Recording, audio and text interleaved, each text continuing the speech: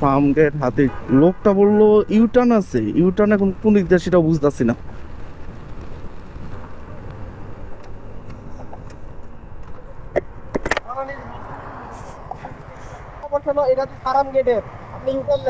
এই কোন দিক দিয়ে নিবো? মানে এই ইউটার্ন কি সোজা দিয়ে যাবো? ইউটার্ন না, ইউটার্নে ডানে। আমি তো এখান থেকে উঠছি এই জন্য।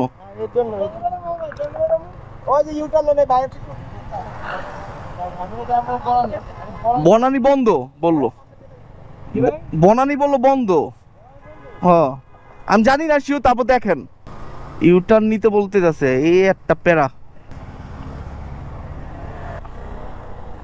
ভাই কুড়িল কে দিতে যাও যাবো? কুড়ির রাস্তা না চিনে যাওয়া। যাক অবশেষে ভালোভাবে ভালোভাবে চলে আসতে পারছি, যে এত জ্যাম থাকতেও মানে অন্তত এলিভেটেড এক্সপ্রেসওয়ের কারণে মানে তাড়াতাড়ি আসতে পারছি আজকে।